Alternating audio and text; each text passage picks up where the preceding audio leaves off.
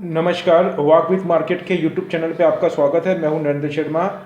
आज 5 तारीख है, 5 मार्च है और शनिवार है। एज़ यूजुअल शनिवार रविवार को हम ज़्यादा से ज़्यादा जानकारी एकत्रित करते हैं मार्केट के लिए, और जो विश्व की बिजनेस और जियोपॉलिटिकल जो लेटेस्ट न्यूज़ होती है उसकी जानकारी एकत्रित करके जब हम 2 दिन की तैयारी करके आने वाले मंडे को या सोमवार को या आने वाले पूरे वीक के लिए तैयारी करके मार्केट में जाते हैं तो उससे आपको एहसास होगा कि कितनी सहूलियत रहती है हमको। अब मैं ये बात को लेते हुए आपको ये बोलना चाहूँगा, अभी पूरे मीडिया के अंदर हर क्षेत्र में लोगों को आप देखेंगे, टॉक ऑफ द टाउन देखेंगे, सबके दिमाग में और सबके मुंह पे एक ही बात है, रशिया यूक्रेन का मैटर। ये कहाँ जाके थमेगा, कहाँ जाके रुकेगा, इसके इफ़ेक्ट क्या क्या आएंगे, कौन कौन कंट्री ऐसी है जो इसकी आग में झुलस जाएगी, मतलब उनको बहुत ज़्यादा नुकसान होगा। मैं आपको फिर बोलना चाहूँगा, हम अछूते नहीं हैं। इंडिया भी, पूरा विश्व जब इफ़ेक्ट हो रहा है तो इंडिया भी स्वाभाविक है उससे उसको असर होगा। लेकिन यहाँ पे ये सवाल खड़ा हो रहा है कि कितना ज़्यादा असर होगा, और असर होगा तो उसकी भरपाई कैसे करेगी हमारी गवर्नमेंट। मैं और आप तो सिर्फ जानकारी रख सकते हैं, तैयारी रख सकते हैं, अपने आप को संभाल सकते हैं, और अगर चाहे तो दूसरों को भी हम अपने पास में जो भी इंफॉर्मेशन है वो बता करके एक अलर्ट कर सकते हैं। बाकी मेन जो काम है वो तो कंट्री ही करेगी। तो मैं आपको ये बोलना चाहता हूँ, अभी माहौल के अंदर हर घंटे नए नए न्यूज़ आ रहे हैं, नए नए समाचार आ रहे हैं, जो लोगों को और बहुत लोगों को कन्फ्यूज़न क्रिएट हो रहा है। लोगों के मन में एक क्लियर पिक्चर नहीं बन सक रहा है। तो उसके लिए मैं आपको ये भी बताना चाहूँगा, आज की तारीख में बहुत ज़्यादा फेक न्यूज़ भी चल रहे हैं, चाहे वो मीडिया के माध्यम से हो, चाहे यूट्यूब के चैनल के माध्यम से। तो हमको उन सब चीज़ों से अलर्ट होने की ज़रूरत है। लेकिन मैं यहाँ पे एक बात और उसमें ऐड करना चाहूँगा, ये सब हम तभी जान सकेंगे जब हम पूरे न्यूज़ से अपनी तैयारी थोड़ा बहुत करेंगे। तो मैं आपको ये बताना चाहता हूँ। दूसरा, अगर आप रेगुलर किसी को वॉच कर रहे हैं तो आपको उससे ट्रस्ट भी क्रिएट होता है, ट्रस्ट भी आपका बनता है, और इसी तरीके से आपको फेक न्यूज़ से आप बच सकते हैं। तो मैं आपको यही बोल रहा हूँ, अभी जो मैंने कल और आज तक, अभी जब मैं वीडियो बना रहा हूँ तब तक मैंने जो स्टडी करी है या जो मैंने पढ़ाई करी है, जो मैंने एनालाइज किया है, जो मैंने डिबेट सुने हैं, उसके हिसाब से मैंने कुछ पॉइंट नोट किए हैं, वो मैं आपको बताना चाहूँगा। उसके पहले मैं ये बता दूं आपको कि जो यूक्रेन के प्रेसिडेंट है मिस्टर जोलेस्की, वो कल ऐसा न्यूज़ था पूरे मीडिया में, मैं बोलता हूँ कितने बहुत वेल नोन न्यूज़ है, उसके अंदर भी ये न्यूज़ था कि जोलेस्की जो वहाँ के प्रेसिडेंट है वो वहाँ से पोलैंड चले गए हैं, और ये ब्रेकिंग न्यूज़ तरीके से आ रहा था। तो मैं आपको ये बोलता हूँ, आज वापस से एक न्यूज़ आया, उसमें यही है कि वो कीव में ही उनकी कैपिटल है, वहाँ पे ही है, वो छोड़ करके नहीं गए हैं, और उनका एक स्टेटमेंट भी आज आया है, वो भी मैं बताना चाहूँगा आपको। तो वो कल का न्यूज़ था, वो फेक न्यूज़ था। तो आज मैं आपको बोलना चाहूँगा, एक मीटिंग हुई है UNSC, उसके अंदर जोलेस्की ने ही ये बोला है, जो यूक्रेन के प्रेसिडेंट है, कि मैं UN का बहुत शुक्रगुजार हूँ। उन्होंने एक इंटरनेशनल कोर्ट के थ्रू UN की जो एजेंसी है वो यहाँ पे तहकीकात करेगी, उसका एक संगठन बनाया है। दूसरा, उन्होंने ये बोला है कि हम अपनी कंट्री की, अपनी जो भूमि है उसकी पूरी रक्षा करेंगे। इसका मतलब ये निकल रहा है कि अभी भी वो युद्ध विराम के लिए तैयार नहीं है, और रशिया के साथ में अभी भी उनका फाइट जारी रहेगा। जबकि आज 9वां दिन है, आप देखिए, कोई 9वां बता रहा है, कोई 8वां बता रहा है, लेकिन मैं ये मानना चाहूँगा 1 वीक से सवा वीक होने आया है। लेकिन रशिया के मन में ये था अभी तक कि वो 2 या 3 दिन के अंदर उनको सरेंडर करवा देगा, लेकिन अभी तक हुआ नहीं है। इससे रशिया को भी बहुत बड़ा खामियाजा भुगतना पड़ेगा, आने वाला समय वो बताएगा।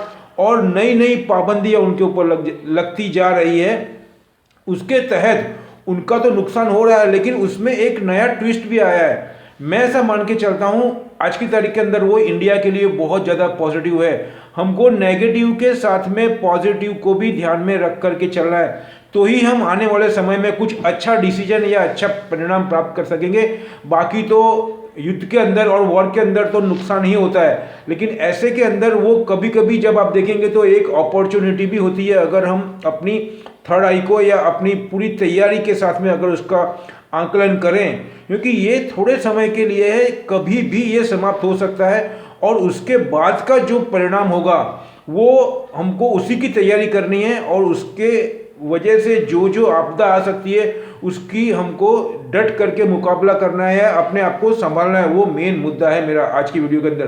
तो मैं यही बोलना चाहूँगा, कल एक ब्रेकिंग न्यूज़ था ऐसे माहौल के अंदर भी कि जो जापान की कंपनी है सोनी और होंडा, तो मैं आपको ये बोलना चाहूँगा जापान की सोनी और होंडा ने दोनों ने हाथ मिलाया है, जॉइंट वेंचर किया है, वो इलेक्ट्रिक व्हीकल के अंदर ईवी, जो कि आने वाला भविष्य है टू व्हीलर के अंदर और फोर व्हीलर के अंदर।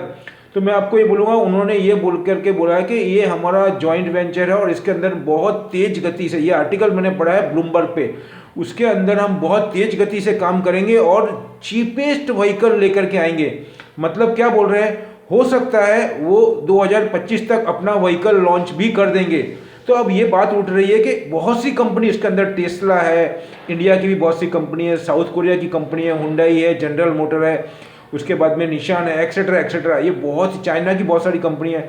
उसके सामने एक कंपटीशन चल रहा है, उसमें ये देखना है कि कॉमन नागरिक को कितना ज़्यादा फायदा हो सकता है। ये सब नई टेक्नोलॉजी के अंदर अब जो मार्केट खुलेगा इलेक्ट्रिक व्हीकल का, उसके अंदर बहुत ज़्यादा मतलब कंपटीशन होगा, प्रतिस्पर्धा होगी।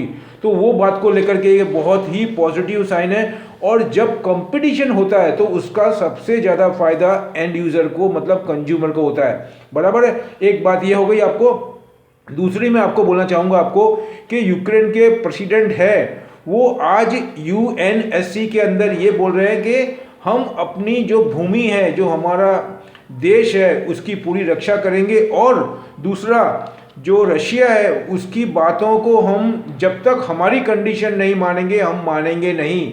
और उस दूसरी तरफ आप सामने की पक्ष की अगर देखेंगे रशिया, तो रशिया भी अपनी जिद को लेकर के, अपनी कंडीशन को लेकर के खड़ा है। वो दोनों अपनी अपनी कंडीशन पे खड़े हैं। तो फिलहाल तो यही नज़र आता है कि इसका बहुत जल्दी निराकरण नहीं आएगा।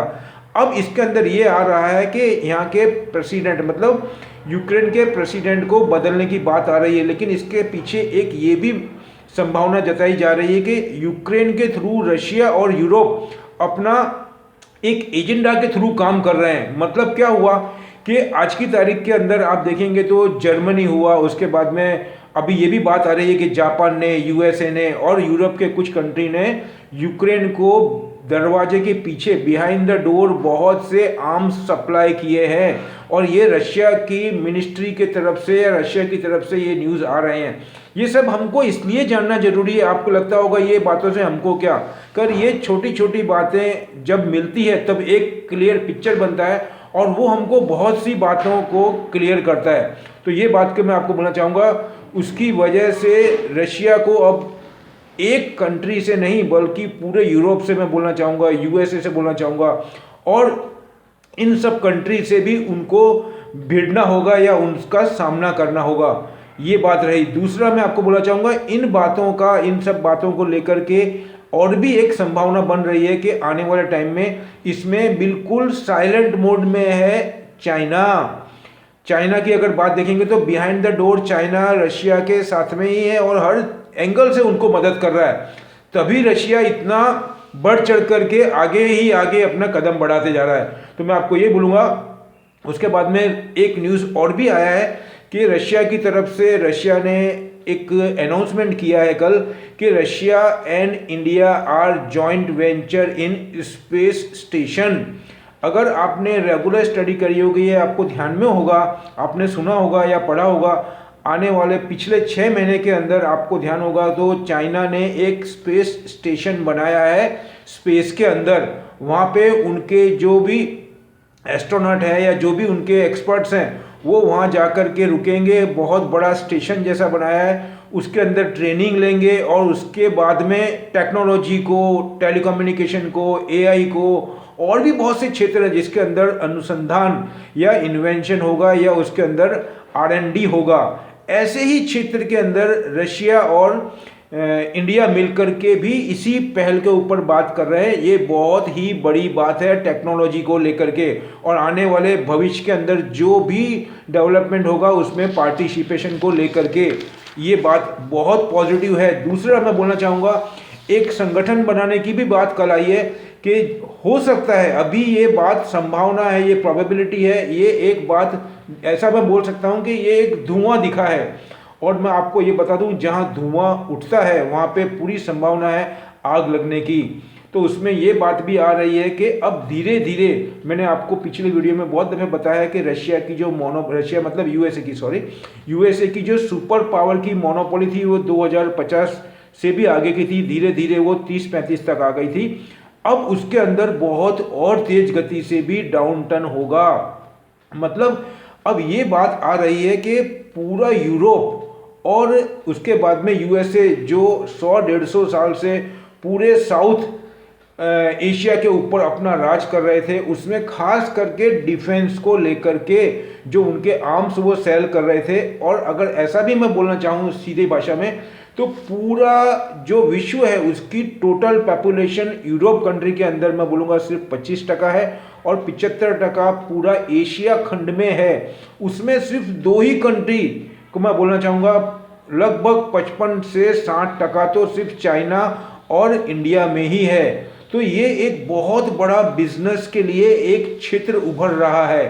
ये पूरी जानकारी यूरोप और यूएसए समझ रहा है। उसी की वजह से वो इंडिया और चाइना को, ये कल की ब्रेकिंग न्यूज़ है, मैं पढ़ रहा हूँ और बड़े बड़े एक्सपर्ट की डिबेट मैंने सुने, उसके हिसाब से मैं बता रहा हूँ। तो मैं आपको रिक्वेस्ट कर रहा हूँ, प्लीज़ वीडियो पूरा देखिएगा, तभी आपको पूरा कंक्लूजन मालूम पड़ेगा कि इसके पीछे क्या तथ्य है। और यूक्रेन तो एक मोहरा है, उसको बना करके यूरोप और यूएसए कौन कौन सी अपनी रणनीति इस्तेमाल कर रहे हैं। तो मेरा जो पॉइंट था, मैं आपको ये बोल रहा था, अब ऐसा बात आ रही है कि 5 या 6 कंट्री मिल करके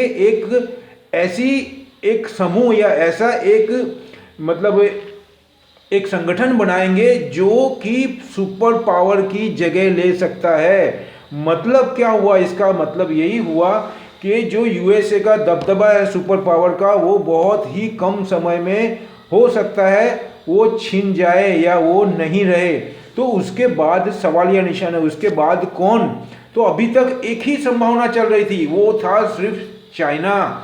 लेकिन अब उसमें यूरोप भी सपोर्ट कर रहा है इंडिया को, क्योंकि यूरोप के अंदर जो वहाँ के फ्रांस है, सबसे 2 बहुत महान शक्ति है यूरोप में।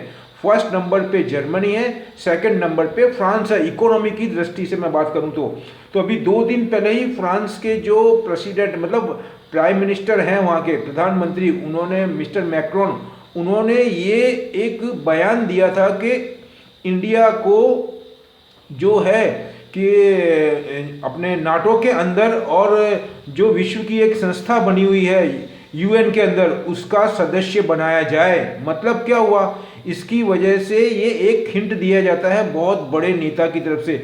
लेकिन उसके पीछे के तथ्य को अगर हम टटोलेंगे तो हमको बहुत सारी जानकारी मिलती है।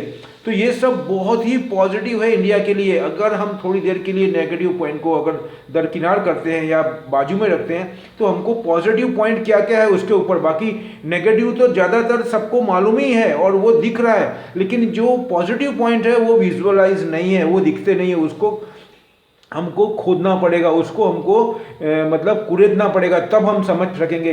तो वही मैं आपके साथ में चर्चा करना चाहता हूँ। तो उसके अंदर ऐसी बात आ रही है 5 या 6 कंट्री मिलकर के ये एक संगठन बनेगा, उसके अंदर इंडिया का भी नाम आ रहा है। अब उसमें कौन कौन सी कंट्री हो सकती है, तो उसके अंदर मैं आपको बोलूँगा यूएसए, चाइना, रशिया, इंडिया, और उसके बाद में हो सकता है अभी तक जापान का भी नाम हो सकता है, फ्रांस का भी हो सकता है। ये कुछ कंट्री 5-7 कंट्री मिलकर के एक संगठन बनेगा और उनका ही डिसीजन माना जाएगा एज ए सुपर पावर। किसी की भी एक कंट्री की मोनोपोली नहीं रहेगी।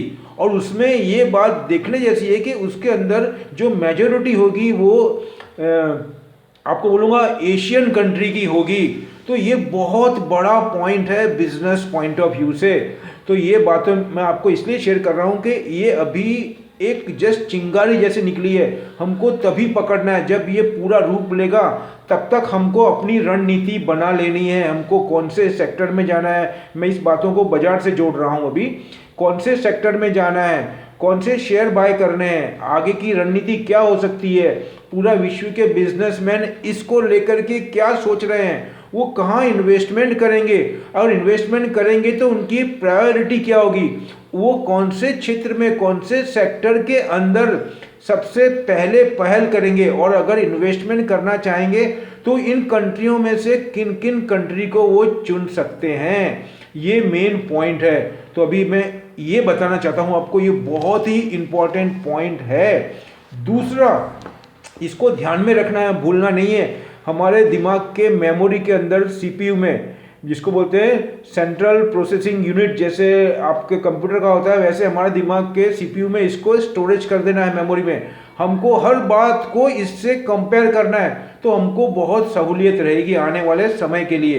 तो दूसरा ये हो गया एक मैटर। उसके बाद में मैं आपको बोलना चाहूँगा, अभी जो इंडिया है उसके लिए आपको मैं बोलना चाहूँगा, क्वाड की मीटिंग हुई थी, उसके अंदर एक गेम खेला गया था इंडिया के साथ में, जो कि डिबेट में मैंने सुना है। और वो था कि आपको मालूम है जो क्वाड मीटिंग के अंदर 4 देश है, उसके अंदर यूएसए, इंडिया, उसके बाद में जापान और आपको मैं बोलना चाहूँगा ब्राज़ील।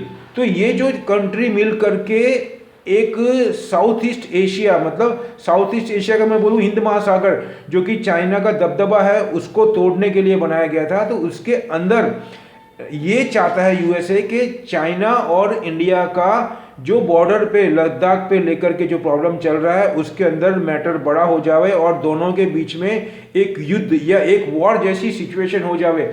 उससे होगा क्या कि दोनों कंट्री को खामियाजा भुगतना पड़ेगा। और चाइना और इंडिया अगर एक दूसरे से टकराते हैं तो उन दोनों की इकोनॉमी के लिए और उनके लिए और पूरे एशिया खंड के लिए ये एक नेगेटिव पॉइंट होगा।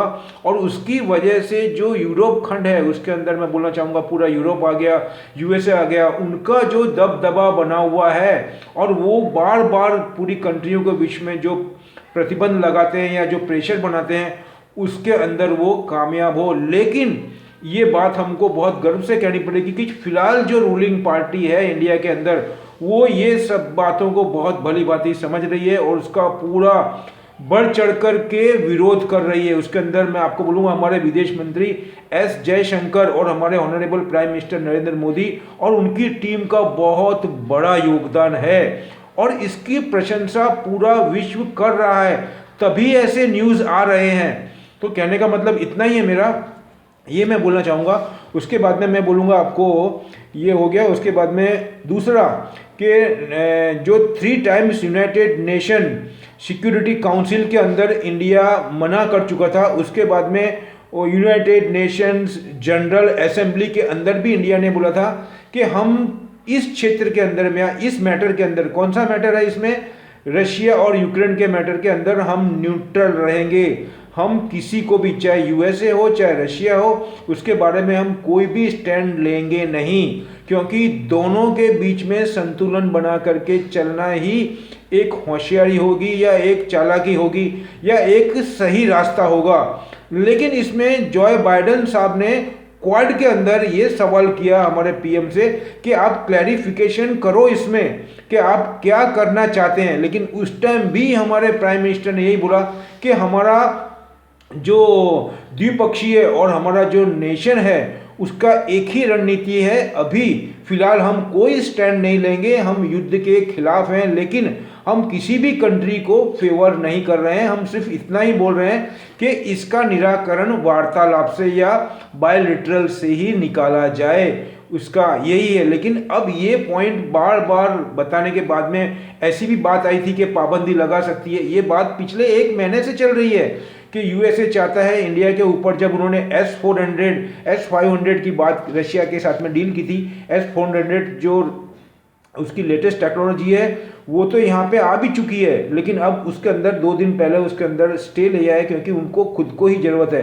तो ये सब बातों को देखते हुए यूएसए को ठीक नहीं लग रहा है और वो अपना जो दबदबा है डिफेंस के अंदर वो बना करके रखना चाहता है और उसी से उनकी इनकम पूरे एशिया खंड में होती है। अब वो धीमे धीमे उनको ऐसा लग रहा है कि उस पर जो उनकी ग्रिप थी, जो उनका पकड़ था, वो धीमे धीमे छूट रहा है और ये बहुत ही पॉजिटिव साइन है पूरे एशिया खंड के लिए। और उसमें सबसे ज़्यादा बेनिफिट कुछ 2 या 3 कंट्री को मिलेगी। उसमें मेरी स्टडी के हिसाब से मैं फिर बोलूँगा, चाइना ऑलरेडी बहुत डेवलप कर चुका है 30-35 साल। अब अगर डेवलपमेंट की जगह बचती है तो वो है इंडिया। तो इंडिया में बहुत ज़्यादा इन्वेस्टमेंट आ सकता है FII का और फॉरेनर्स का, यूरोप का। तो ये सबको बातों को देखते हुए, और ये भी एक सिग्नल है, आपको ध्यान होगा कि पॉस्को साउथ कोरिया की सबसे बड़ी स्टील की कंपनी जब यहाँ पे इन्वेस्टमेंट का उड़ीसा के अंदर डिसीजन लेती है तो वो भी हर मुद्दे को तराश करके ही उन्होंने डिसीजन लिया था। अगर ये सब मुद्दे को, टेस्ला के मुद्दे को मैं अगर जोड़ करके देखूं तो एक ही पिक्चर बनता है, इंडिया में अपॉर्चुनिटी है। तकलीफ की जगह है, सभी को तकलीफ है इस जीवन में। अगर जीवन है तो तकलीफ तो रहने वाली ही है माय डियर, उसी में से रास्ता खोजना है हमको। अब मैं आपको यही बोलना चाहता हूँ, ये मैटर आपको मैंने बताया, ये बहुत ही काम के मैटर है हमारे लिए। अब इसको देखते हुए मैं आपको एक अगले वीडियो में कुछ ऐसे शेयर जो मैंने निकाले हैं जो इन्हीं बातों से लिंकअप है, इन्हीं बातों को सपोर्ट कर रहे हैं या इनको लेकर के, तो उसका मैं एक अगला वीडियो बना दूंगा, नहीं तो ये वीडियो और भी लंबा हो जाएगा। दूसरा, मैं इजाज़त चाहूँगा ये वीडियो समाप्त करने की, और मेरा डिस्क्लेमर रखूँगा यहाँ पे, आप भी मुझे अपने कमेंट भेजिए। और दूसरा, मैं अगर अपने नोटिंग करके मेहनत करके वीडियो बनाता हूँ तो मैं आपको फिर रिक्वेस्ट करूँगा, आप वीडियो पूरा देखिए और जहाँ पे आपको कमेंट लगता है वहाँ पे आप कमेंट भेजिए मुझे। I am ready to resolve, I am ready to, जहाँ पे भी क्षति होगी है, जहाँ पे भी कुछ सुधार करना होगा, उस हिसाब से हम उसको मिल करके काम करेंगे और एक ही मोटो लेकर के ज़्यादा से ज़्यादा जानकारी रखें और मार्केट के अंदर मैक्सिमम बेनिफिट ले। यही हमारा मोटो है।